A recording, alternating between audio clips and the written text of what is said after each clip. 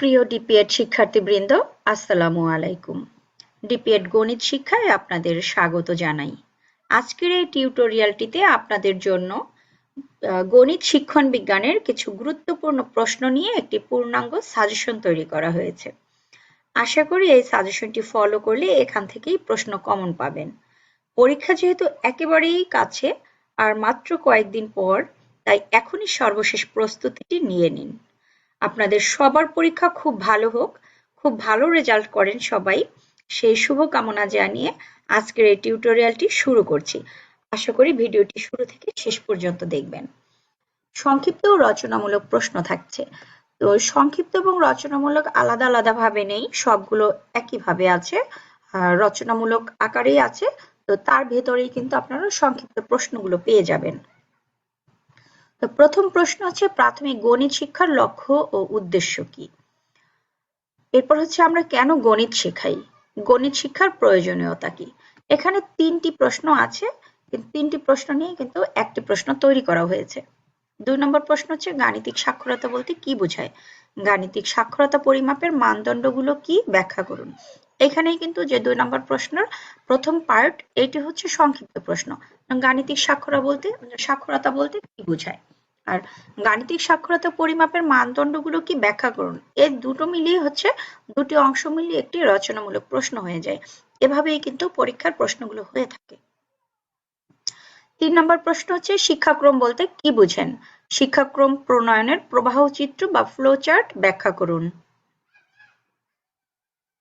৪ নম্বর প্রশ্ন হচ্ছে, যোগ্যতা, প্রান্তিক যোগ্যতা, বিষয়ভিত্তিক যোগ্যতা বলতে কি বোঝেন? এটিও একটি সংক্ষিপ্ত প্রশ্ন হিসেবেই ধরে নিবেন, অর্থাৎ এটি একটি সংক্ষিপ্ত প্রশ্ন। ৫ নম্বর প্রশ্ন হচ্ছে, প্রাথমিক গণিতের বিস্তৃত শিক্ষাক্রম ও আবশ্যকীয় শিক্ষাক্রমের বৈশিষ্ট্য লিখুন। ৬ নম্বর প্রশ্ন, প্রাথমিক স্তরের প্রাথমিক গণিত পাঠ্যপুস্তকের সন্নিবেশিত বৈশিষ্ট্য এবং শিক্ষাক্রমের প্রতিফলন ব্যাখ্যা করুন। এই ব্যাখ্যা করুন যে প্রশ্ন, এগুলো কিন্তু রচনামূলক প্রশ্ন। ৭ নম্বর প্রশ্ন, যান্ত্রিক উপলব্ধি ও সম্পর্কমূলক উপলব্ধি বলতে কি বোঝায়? এই দুই শিখন প্রক্রিয়ার সুবিধা অসুবিধা সমূহ আলোচনা করুন। ৭ নম্বর, এটিও একটি রচনামূলক প্রশ্ন। ৮, যান্ত্রিক ও সম্পর্কমূলক উপলব্ধির মধ্যে কোনটির প্রয়োগ অধিকতর সুবিধাজনক বলে আপনি মনে করেন? আপনার উত্তরের সপক্ষে যুক্তি দিন। এটি একটি ইম্পর্টেন্ট প্রশ্ন এবং এটি রচনামূলক একটি প্রশ্ন। ৯ নম্বর প্রশ্ন হচ্ছে, সমস্যা সমাধান তত্ত্বের প্রবর্তক কে? এই সমস্যা সমাধানের ৪টি নীতির আলোকে একটি গাণিতিক সমস্যা তৈরি করে এই নীতির আলোকে ব্যাখ্যা করুন। ১০ নম্বর প্রশ্ন, জর্জ পোলিয়ারের ৪টি নীতির তত্ত্বগুলোর সমন্বয় করুন। শ্রেণীকক্ষে এর স্তরগুলো কিভাবে করবেন, ব্যাখ্যা করুন। রচনামূলক একটি প্রশ্ন এবং খুব ইম্পর্টেন্ট। জর্জ পোলিয়ারের একটি প্রশ্ন ঠিক থাকবে আপনাদের। ১১ নম্বর প্রশ্ন হচ্ছে, নিউম্যান অ্যাপ্রোচ বলতে কি বুঝেন? শিক্ষক হিসেবে আপনার শিক্ষার্থী গাণিতিক সমস্যা সমাধানে ভুল করলে কিভাবে সমাধান করবেন তা ব্যাখ্যা করুন। ১২ নম্বর প্রশ্ন, গণিত শিক্ষাদান পদ্ধতি বলতে কি বুঝেন? আরোহী অবরোহী আবিষ্কার পদ্ধতিতে শিক্ষাদান উদাহরণ সহ ব্যাখ্যা করুন। কোন পদ্ধতি অধিকতর সুবিধাজনক বলে আপনি মনে করেন? খুবই ইম্পর্টেন্ট একটি প্রশ্ন। ১৩ নম্বর প্রশ্ন হচ্ছে, শিক্ষা উপকরণ বলতে কি বুঝেন? এর প্রয়োজনীয়তা ও প্রকারভেদ উল্লেখ করুন। ১৪ নম্বর প্রশ্ন, গণিত শিক্ষা উপকরণের নীতি ও বৈশিষ্ট্যগুলো আলোচনা করুন। ১৫ নম্বর প্রশ্ন, ডিজিটাল কন্টেন্ট কি? গণিত শিক্ষায় ডিজিটাল কন্টেন্ট আইসিটি এর ব্যবহার লিখুন। ১৬ নম্বর প্রশ্ন, গণিত পাঠদানে আইসিটি ব্যবহারের সীমাবদ্ধতা লিখুন। ১৭ নম্বর প্রশ্ন, মূল্যায়ন বলতে কি বুঝেন? গণিত শিক্ষা মূল্যায়নে বিবেচ্য বিষয় ও ক্ষেত্রসমূহ আলোচনা করুন। ১৮ নম্বর প্রশ্ন, গণিত শিক্ষণ মূল্যায়নের ক্ষেত্রগুলোর ব্যবহার ও গাণিতিক ধারণা ব্যাখ্যা করুন। ১৯ নম্বর প্রশ্ন, গাঠনিক ও সামষ্টিক মূল্যায়নের বৈশিষ্ট্য ও পার্থক্য তৈরি করুন। ২০ নম্বর প্রশ্ন, অভিক্ষা বলতে কি বোঝেন? বিভিন্ন ধরনের অভিক্ষার বৈশিষ্ট্য ব্যাখ্যা করুন।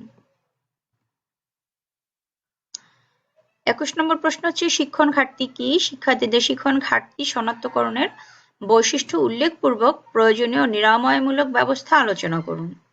22 নম্বর প্রশ্ন হচ্ছে গাণিতিক সাক্ষরতা কি? গাণিতিক সাক্ষরতা পরিমাপের মানদণ্ডগুলো লিখুন। 23 নম্বর প্রশ্ন শিক্ষা উপকরণ বলতে কি বোঝায়? গণিত শিক্ষায় শিক্ষা উপকরণের প্রয়োজনীয়তা সম্পর্কে লিখুন। শিক্ষা উপকরণের শ্রেণীবিভাগ উল্লেখ সহ ব্যাখ্যা বিশ্লেষণ করুন। আপনারা একটা বিষয় খেয়াল করবেন যে এখানে কিন্তু শুধু নাম্বারিং করা আছে, কিন্তু যদি আপনারা নাম্বারগুলো খোঁজেন তাহলে দেখবেন যে এই 23টা প্রশ্নতে কিন্তু অলরেডি বলা যায় 30টি প্রশ্ন হয়ে গেছে, কারণ আলাদা আলাদা সংক্ষিপ্ত রচনামূলক একত্রে করা। শিক্ষা উপকরণ বলতে কি বোঝায়, এটি একটি সংক্ষিপ্ত প্রশ্ন। এটি যদি রচনামূলক করার কারণ হচ্ছে আরো দুটো প্রশ্ন কিন্তু এর সাথে অ্যাড করা আছে, অর্থাৎ পার্ট গুলো একত্রে করা। যেমন গণিত শিক্ষায় শিক্ষা উপকরণের প্রয়োজনীয়তা সম্পর্কে লিখুন। এখন এটি আপনি সংক্ষেপেও দেওয়া যাবে, রচনামূলকেও দেওয়া যাবে। এখন দুটি প্রশ্ন মিলিয়ে কিন্তু একটি রচনামূলক প্রশ্ন করা হয়েছে।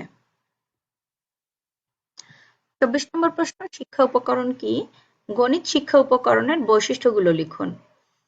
25 নম্বর প্রশ্ন যান্ত্রিক উপলব্ধি ও সম্পর্কমূলক উপলব্ধি গাণিতিক উদাহরণের মাধ্যমে ব্যাখ্যা করুন। যান্ত্রিক উপলব্ধি ও সম্পর্কমূলক উপলব্ধির সুবিধা অসুবিধাগুলো আলোচনা করুন। 26 নম্বর প্রশ্ন হচ্ছে স্থানীয় মান শেখানোর জন্য সাধারণত কি ধরনের উপকরণ ব্যবহার করা হয়? স্থানীয় মানের ধারণা প্রদানে অ্যাবাকাস, কাঠি ও বর্গাকৃতি কাগজ ব্যবহারের উপযোগিতা উদাহরণ সহ আলোচনা করুন। উল্লেখিত উপকরণগুলোর সুবিধা এবং অসুবিধাগুলো লিখুন।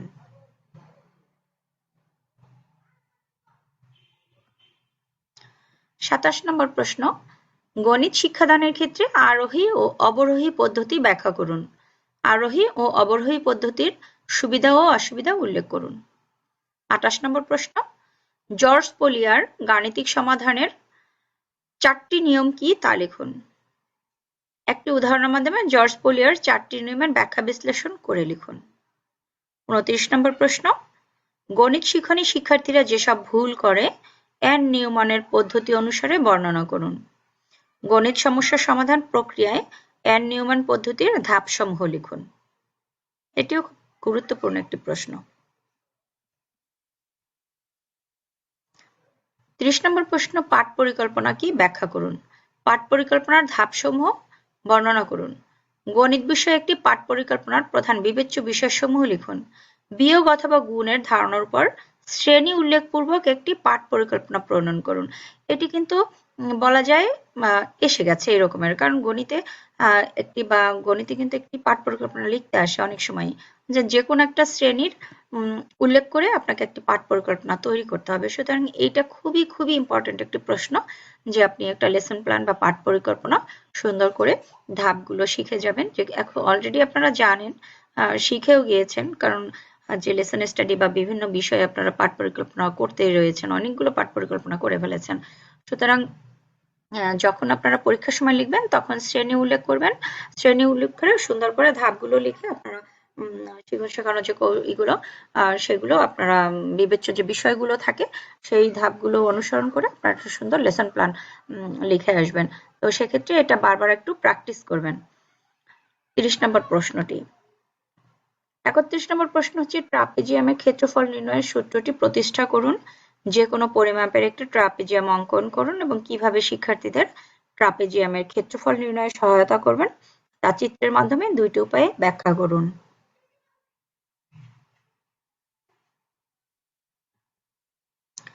32 নম্বর প্রশ্ন যান্ত্রিক ও সম্পর্কমূলক উপলব্ধির মধ্যে পার্থক্য লিখুন। 33 নম্বর প্রশ্ন শিক্ষণ সম্পর্কে জ্যাক পিয়াজের মনোবৈজ্ঞানিক মতবাদ উদাহরণ সহ লিখুন।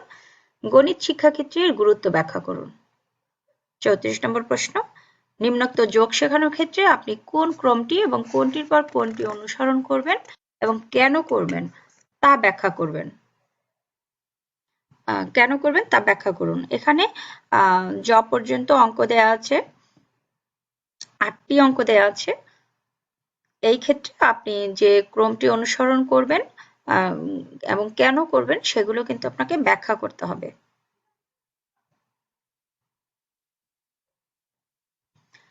35 নম্বর প্রশ্ন হচ্ছে নিম্নোক্ত সমস্যাগুলো আপনি ব্যবহার করে আপনি কিভাবে পঞ্চম শ্রেণীর শিক্ষার্থীদের ভগ্নাংশের গুণ অথবা ভাগ সংক্রান্ত সমস্যা সমাধানে সহায়তা করবেন তা চিত্রের মাধ্যমে ব্যাখ্যা করুন। 34 নম্বর অঙ্কগুলো দেখেছেন, ওইখানে ওই কটা শুধু স্যাম্পল মাত্র, অর্থাৎ আপনার জন্য উদাহরণস্বরূপ দেওয়া হয়েছে। ওখানে সংখ্যা চেঞ্জ করে অর্থাৎ ডিজিট চেঞ্জ করে কিন্তু যে কোনো অঙ্ক তৈরি করে দেওয়া যাবে, যে হ্যাঁ এখানে 8টি দেওয়া আছে 8টি আসবে, সে তেমন কোনো কথা না। ওই রকমের সংখ্যা বসিয়েই কিন্তু যে কোনো সমস্যা তৈরি করে আপনাকে দিতে পারে। সুতরাং সেগুলো আপনি নিয়মটা ভালো করে ফলো করবেন এবং সেই নিয়ম অনুযায়ী কিন্তু আপনি অঙ্কগুলো সমস্যার সমাধান করবেন। 35 নম্বর অঙ্কগুলো কিন্তু ঠিক একই রকম। এখানে যেমন 5-এর 4 গুণ 3-এর 2 দেওয়া আছে ক নাম্বারে, এখানে কিন্তু অন্যরকমেরও দেয়া থাকতে পারে। 7-এর 5 গুণ 4-এর 3 এভাবেও কিন্তু সমস্যা তৈরি করে দিতে পারে। তো সেগুলো আপনারা কিভাবে চিত্রের মাধ্যমে ব্যাখ্যা করবেন সেই ধাপগুলো সুন্দরভাবে শিখে আসবেন বা আপনি ভালো করেই আয়ত্ত করে আসবেন, যে কোনো সংখ্যা তুলে দিলেই যাতে আপনি সেই সমস্যার সমাধান করতে পারেন। 36 নম্বর প্রশ্ন হচ্ছে গণিত শিক্ষার শৃঙ্খলামূলক ও যৌক্তিক উদ্দেশ্যসমূহ লিখুন। এবং 37 নম্বর প্রশ্ন হচ্ছে মৌলিক গুণনীয়ক ও মৌলিক সংখ্যার মধ্যে পার্থক্য লিখুন। শিক্ষার্থীদের লসাগু শিক্ষাদানের বিভিন্ন পদ্ধতি উদাহরণ সহ লিখুন।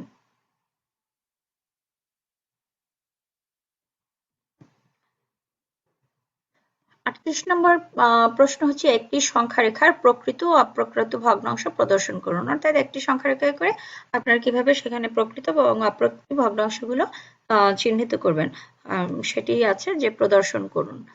39 নম্বর প্রশ্ন গণিত শিক্ষাক্রম কি? প্রাথমিক গণিত পাঠ্যপুস্তকের মৌলিক বৈশিষ্ট্য সম্পর্কে লিখুন। এবং সর্বশেষ যে 40 নম্বর প্রশ্ন সেটা হচ্ছে আবিষ্কার পদ্ধতি কি তা ব্যাখ্যা করুন। গণিত শিখনের জোন অফ প্রক্সিমাল ডেভেলপমেন্ট অর্থাৎ জেডপিডি এর উপযোগিতা ব্যাখ্যা করুন। এখানে এই যে 40টি প্রশ্ন, এই 40টি প্রশ্ন নিয়ে আপনাদের গণিত পিকের সাজেশন প্রস্তুত করা হয়েছে।